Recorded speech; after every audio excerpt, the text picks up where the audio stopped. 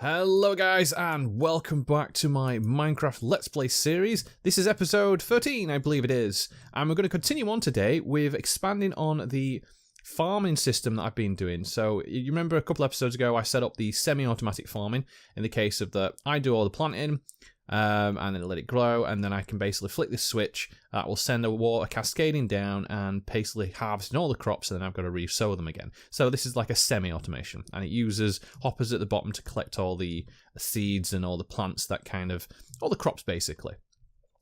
Now, what I tried doing in another episode was this little system, which is fully automated, and I don't have to worry about any of the kind of stuff at all. So as you remember, we've got pumpkins and melons, we've got observer blocks and pistons that kind of fire off, and pretty much just, it's all automated. And underneath here, if we just have a little quick look around, and this for people who haven't seen last episode, I do recommend you go check it out if you haven't seen it. But pretty much under here, there is minecarts that go backwards and forwards, hopper minecarts, and they pick up from basically a block. So they can kind of pick, it's weird, they can pick up basically through a block, and then they drop them into the hoppers here, and then they go into the chest. So you can see here we've got quite a lot of melons, and the opposite side is for the pumpkins. And also, I think I didn't build this. I basically just had the foundation work of the machines themselves here. But more or less what I wanted to do was kind of frame it into a like a greenhouse in a sense, but I'm not happy with the cobblestone. The cobblestone looks a bit, I don't know, yucky in my eyes. I don't like the cobblestone. So I'm thinking of actually changing it with stone brick, but this is the kind of general idea here, is this is how it looks. And I'm thinking of using the stone brick here, just as like a, I don't know, it's a better reference point. I think it looks better for a greenhouse perspective. But then obviously keeping the glass roof for like the sunlight coming in. I'm thinking maybe putting glass windows on the front here as well. But what I'll probably do is I'll change this and then take a few screenshots as I'm doing it, just to save some time and just not to bore you with me removing blocks and then standing there for 5 minutes deciding if that looks okay or not, because that's pretty much what you end up doing with a lot of builds, I notice. You stand there for a while, you look at it going, does that look okay, does it not, yes, no, and then you change something, and then it's always backwards and forwards to the drawing board in most cases, on basically building something, not being happy with it, tearing it down, and then rebuilding it again. And in survival mode, that is it takes a long time. And yeah, it's kind of cool. I am wanting to get onto the farms at some point, but what I want to do for this episode is kind of continue, as I mentioned earlier, on the automation process, but using this time, we have got cactus and sugarcane. Now, cactuses in general aren't that useful. They make, I think it's cactus green when you smelt them up, so it turns it into a green dye. But sugarcane, on the other hand, is extremely useful because you can turn it into paper. And I more or less thought, you know what, I'll gather all my little materials here. So I've got it all up. So this is stone brick that I'll use to replace all the brickwork around here. And also got some more glass to cover the final bit of roof. And this is the layout of the, I think, machine that I'm going to use. Now, it's going to be separated into 2 different machines. One for sugarcane and one for cactus. And what I'll probably do at some point as well is just have a chest and then turn the machine off when it fills up, because there's no point having too much being produced, but you want enough that you don't have to come and like, oh, I need some sugarcane to get some more paper, and it's like, I've run out of paper, and then you're going to wait about 2 or 3 hours for the machine itself to let, you know, grow and replace it. So the idea is that I can use these. So I think I've got enough materials. I've got some hoppers, I got some cobblestone, got some stone brick, and got some rail.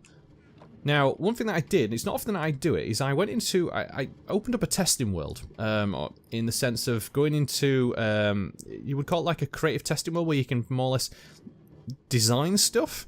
And I've come up with something that I will show you in a quick second, but the reason why I did it is because it's a lot easier to build stuff in creative mode, but I didn't want to do it in my survival world, because I feel that's a bit cheaty in a sense. So I decided to do the whole major building for this machine in the creative world, and then I could just transfer it across with building it manually, using the resources that I hopefully have enough of, although I'm a bit worried that I'll probably need to go back and get some more.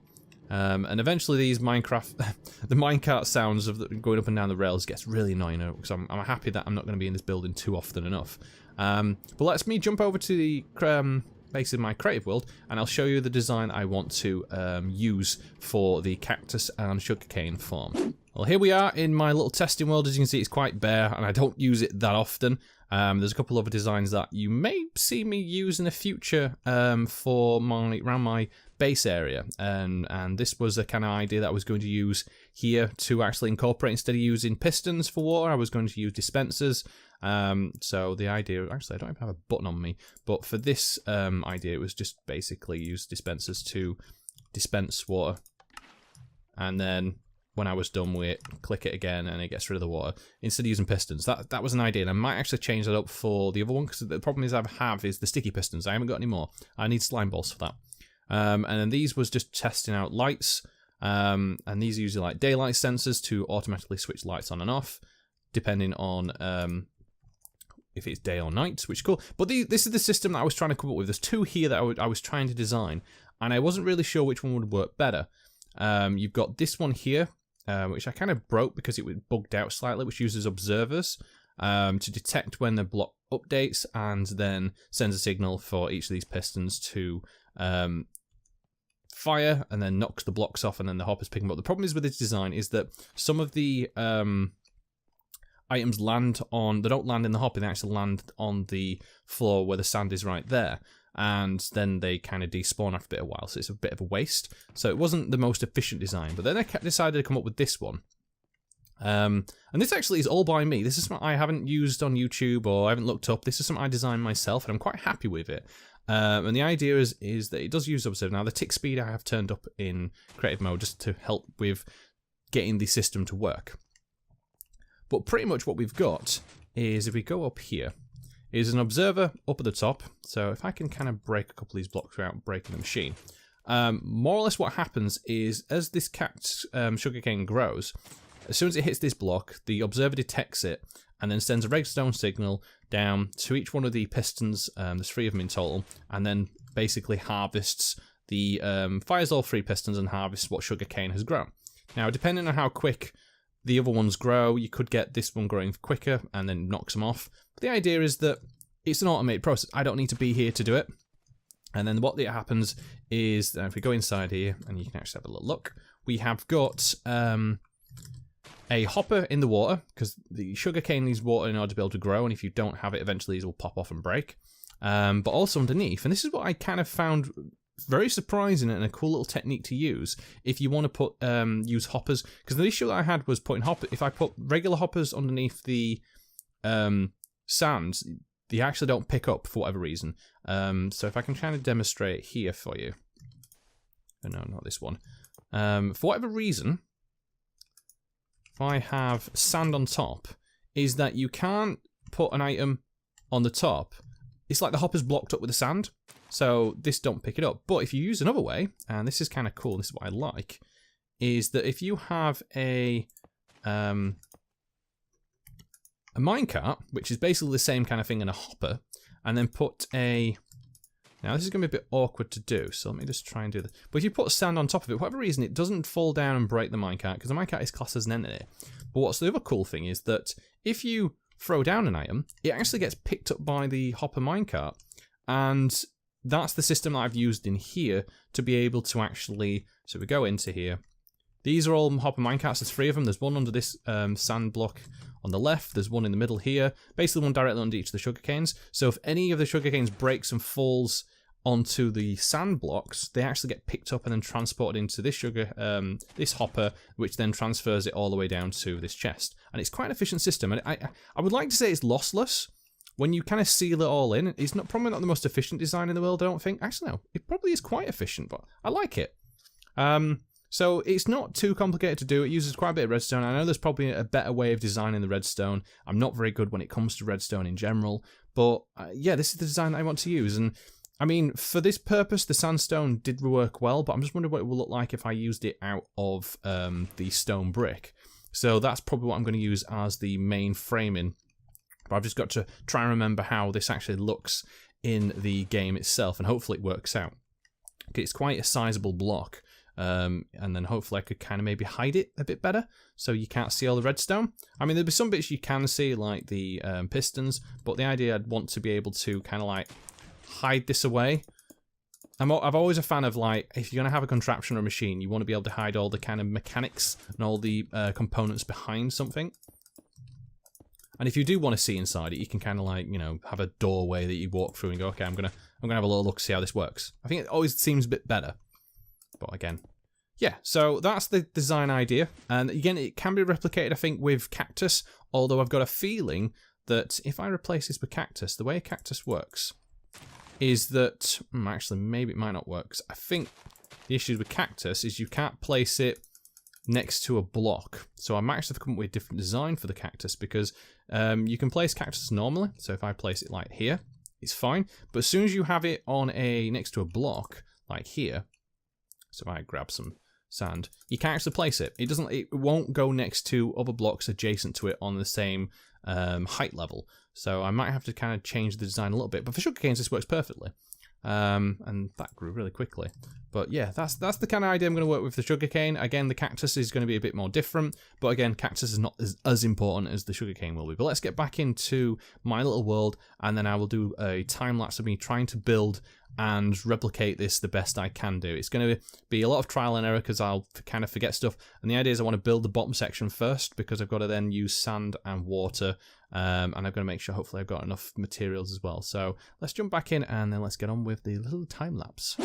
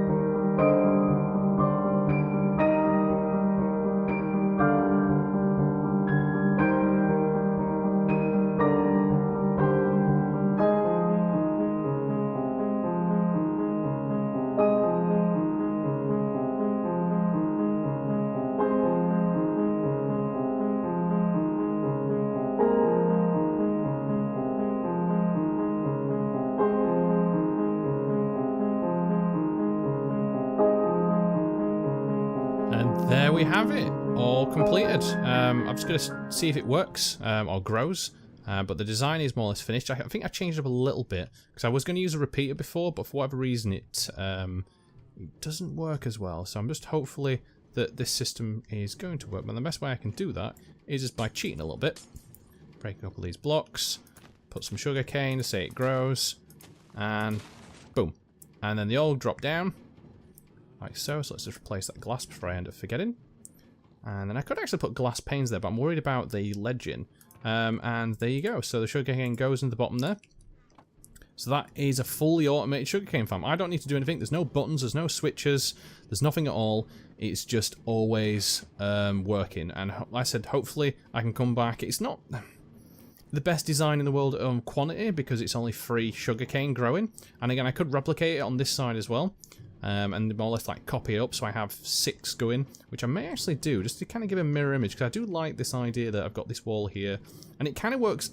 The size of it is perfectly in case of how big this is going to be, so I can have a pathway. And what the idea is, then I'll have to come up with another design for the cactus, because I know it's not going to work the one that I had, but I do want to use pistons to kind of do that. And I was going to actually have like sugarcane, cactus, but depending on how big the cactus one's going to be, it's going to be a bit more awkward. So I'm going to have to jump into my creative world again and just have a little quick look. But what will probably end up happening, if I can't figure out a way for the time being to actually work the cactus system, I will have to come back to it, and then I'll just have to copy the design on this side to this one. But that took a lot. The amount of resources that I kind of forgot that I needed. I had to go back and get quartz, I ran out of iron, I had to go and get some stone for the repeater and stuff. It was a bit of a little ball ache in a case, and hopefully the glass kind of doesn't get ruined by this. I mean, the glass can go all the way to here, like so, and I think that kind of works okay. I'm happy with that. And then I could just incorporate as much as I can do this wall around. Oh god, I've got my son stuck in the bloody pen. Around the edge, just to hide it off. Because I think that'll look a bit better. I won't probably be able to hide all the redstone, but enough of it that it's not going to be, you know, obvious. I know, like I said, this part where the redstone is showing is there, but there's nothing much I can really do for the design purposes of that unless I kind of extended it out and then surrounded it in a massive box, which I think sometimes it's nice to be able to see how it works. Now, again, the minecart sounds are really annoying, and I'm glad that I'd have to come here that often to pick stuff up, because that constant moving sound would do my head in after a while. And especially doing this build, it's been doing my head in, which is kind of being kind of awkward. But anyway, now I'm going to clear up. I'm going to obviously jump into my testing world first and see what I can do, and move all this stuff out of the way. And if I can't, again, I'll spend some time doing that. But then if not, I can come back to do something else that you might have seen in my testing world, which was the automatic lights that I want to have plonked around my little area to be able to kind of, I don't know, to give a bit of life to the so far, because it's, I think it's just one of the things when you've got stuff that you've built. It'd be nice to have some kind of automation light system of having overhanging lights, and the way you can do that is using the quartz and the daylight sensors and stuff like that to be able to do that. So I will be back in a little while. I'm just going to go back into my testing world, and we'll see you soon. Alright, just got back from the testing world. I can't seem to figure out how to get this to work in the similar design pattern, so I'm going to have to definitely come back to that.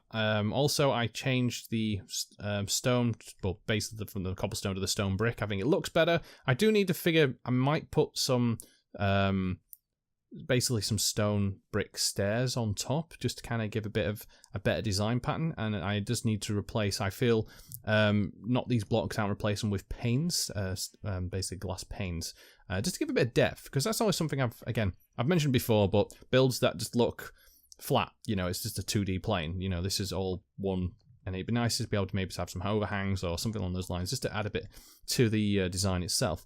But yeah, so what I said we're going to do now is get on with designing some lamps, some automatic lamps anyway. Now the way you can do that is by, and this is going to be really awkward to actually get set up, and it's probably best idea if I put down my crafting table, is by using these daylight sensors. And I think if I remember, I had to go and grab some glass. Actually, I need some slabs, because that's something I do. I probably won't need, we'll get 24, I think that'll be enough. So it's slabs, quartz, and then glass, and you can make what you call these daylight detectors, or sensors. They used to be called sensors, but now they're detectors. What you can do with them is you put them down and they detect daylight. And the cool thing is you can actually switch depending on what it is. So if we have some redstone here, what they do is they detect, if it's in daylight mode, which is this more yellowy colour, it detects the sun. So where the signal strength is that it gives out is based on where the sun is in comparison to the sensor. So at midday it's the strongest, and then on sunset or sunrise it's actually the weakest, so you get the lowest. So eventually you'll see this kind of tail off a couple of blocks. I think it gives, at midday it's 15 blocks. It'll go the full redstone length, and then as it goes through it'll then tick away and slowly give out a weaker and weaker signal. And again, if you flip it the opposite way around, then this detects that this is like a moon sensor. So what it'll do is it detects the moon going up, and it's the same kind of thing, just replacing the sun with the moon. And you can use this at night. So this is the kind of cool thing you want to do. So we can use this to power some redstone lamps. Now, actually, one thing I didn't grab, and I thought I did, was some glowstone, because you can get the regular. Now, where did I place the glowstone? Is in here. Yeah. So you get the regular glowstone, which gives off a signal. It gives off light anyway. But what you can do is you can turn these, if you have some redstone, into a redstone lamp. So we do this. So you basically just surround the glowstone in redstone. You get a redstone lamp, and then this then acts as an automatic switch. So you can kind of turn it on and off. So if we kind of replace that there, give me this redstone back. What you can do is it emits light, so it's hard to demonstrate through the day, but the idea is that, as you can see, it kind of works in a sense of a light switch. Now, what you can also do, which is kind of cool, and one thing I didn't realize that was possible, is that you can place these on top of whatever you want to emit light to, and they actually transfer the redstone signal to them. So in this case, if I have it set to night mode, when the moon comes up, it'll start emitting the light for it, and then this will turn on, so you can kind of make an automated system of lights. It'd be kind of cool. Now, I was trying to think how to work on a design for it, but I couldn't seem to come up with one where it'd work really, really well. So I'm just going to stick with, and this is more, you might have seen it in the testing world if you saw it a bit earlier. But the idea would be to have a system like, now let's see. I wasn't sure if I wanted it 2 high or 1 high, so bear with me a little bit on what would work better. Get that on, and then that turns on, which we don't want it to do because that's in daylight mode. So let's right click, turn it off. Now, again, I wasn't sure. It looks like there's something stuck on a pole, but the idea would be to maybe surround this with some stuff. I've seen people use the latches, is it? These, the trapdoors, and you surround them, and it kind of gives off the illusion that it's the light still comes through, but it kind of gives a bit better design, I feel. So I don't know, I'm a bit. So the idea would be to have these light up like so, and you do it all the way around. So let's just grab these. Hopefully I don't mess this up. But it kind of gives a bit of depth, and it looks a bit better, I think, maybe. And it still gives off the light. So as you can see, it's getting dark here. So the idea would be to kind of have this wrapped around. Now, I'm trying to debate whether I want it to be 2 or 3 high. So I'm going to do another one. But this time I'm going to put it 3 high, just to see which one looks better. And again, let me know in the comments below what you think. Because it's kind of hard to... This is another thing when trying to get on blocks, is when you're a bit low. There we go. 1, 2, 3. And the cool thing is... Oh, I don't have a redstone. I didn't make any more lamps, did I? Like a numpty. And it kind of, again, it could replace all these torches like laying around. I don't mind the torches, but I feel that sometimes... let's make enough of these lamps just for the time being anyway. And then surround them. Yeah, I feel like automated lights just look better, and they kind of like turn off through the day because you don't really need them. So it kind of adds, I feel, to the aesthetic, is that what you would call it, of the entire thing. Now, the annoying thing is trying to get up here. And then put this on here, trickle this on. Flick it onto night mode, and as you can see here, it now turns on. Now, I feel that maybe 3 high is a bit too high, and maybe 2 is better, because I want it to be low enough that it kind of gives off light. And does it? Yeah, I think 2 seems better than 3. 3 seems a bit too high. And what you can kind of do is frame a lot of these. So maybe you could kind of like in the middle here span a load of these, kind of like hanging down with these daylight sensors on in the middle. So that's maybe an idea. So if we do something like, again, trying to get on these bloody fence posts is or stone walls is a bit awkward. But if we do something like... Get rid of that. Now, I'm doing this at night, which is probably the worst idea in the world. 1. Stay away, creeper. 2, 3. Okay, let's get rid of some of these guys for a minute. You go away. You go away. And you... Don't want any use trying to get in. The idea would be to more or less like do this. And then this. And then have something like that. And it kind of like spans across to... Yeah, ow. Awkward. Here. Will that work? Will that look cool? I don't know. Again, this is the only thing I hate about when trying to design stuff is the idea of like what would look nice and what wouldn't. I mean, the bit on the top just looks, I don't know, it just seems a bit weird to me. But that's just one of the things that's, you know, you try and design as you come along. Does that look okay? Maybe if I put some of the, oh, there's a, what the hell, a drowned? I thought you guys couldn't come out of the water. You got a lot of zombies. I might need to go to sleep. Ah, get away, zombies. Yeah, it's night time. Worst time to be outside and building stuff because you're just constantly harassed. And the issue is, though, is that it's a bit off-centered. And there's nothing I can really do about that because this is 6 blocks wide. So that's really going to bug me as well. Maybe that might work. Maybe I could have 2. I don't know. Or maybe have 1 there and 1 there. It's like gap it out. So you can have 2 of them. And we'll have it like per 2 down. So I'm going to have 1 down here, maybe. I don't know. I'm kind of stuck. This is the problem when you're trying to build anything. Is just there's so much you could do off. So it's like have it there and there. And then break these. And I've got to try and now get onto this without breaking any of the plants, which is always a bit more fun. Here we go. Did we get them all? I think we did. Yeah, maybe might be a bit better if we have it kind of spread out a bit more. It means I do use more redstone lamps, but I feel it'll look better than what it was before. I just need to get... Oh, can I? Oh, god damn it. Let's get on. Go for the skeletons here. Oh, shit. Bad idea. Come here. Yeah. Oh, we've got a couple more zombies coming in. Choo choo, here comes the zombie train. Yeah, that looks better. I think that's kind of cool. And I think with the these look even much smoother. But let me just get rid of these zombies, let me sleep, and then I'll finish off building all this, and then we can come back and see how it looks. Because it's, yeah, it's going to take a bit of time to, and probably a lot of finicky backwards and forwards. So I'll be back in a little while. Well, that's just typical. I ran out of redstone lamps, and I haven't got any more glowstone to be able to, well, I've got plenty of redstone. I just don't have the glowstone to be at the glowstone blocks and then change them into redstone lamps.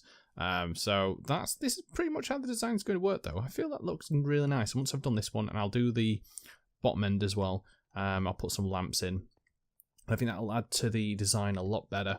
And these will turn on. Again, I'm still unsure on the kind of like these, if they work or not. But again, let me know in the comment section below what you think of them, if I should have them on or take them off.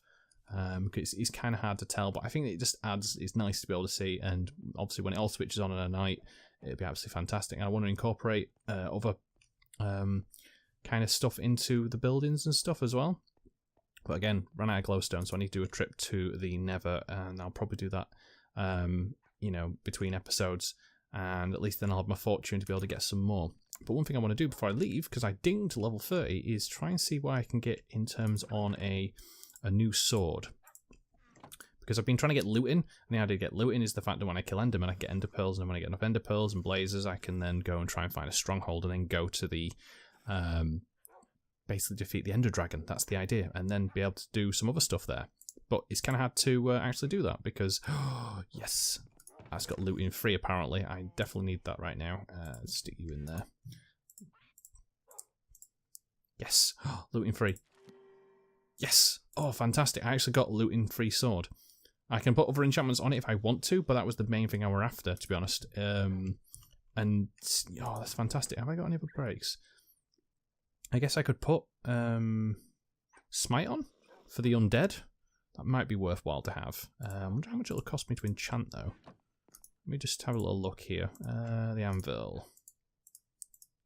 How much will it cost me? I mean 4, and I get Smite 4, which means it's a lot better sword against the undead, which I feel would be a good idea, especially against zombies, skeletons. Endermen, are they undead?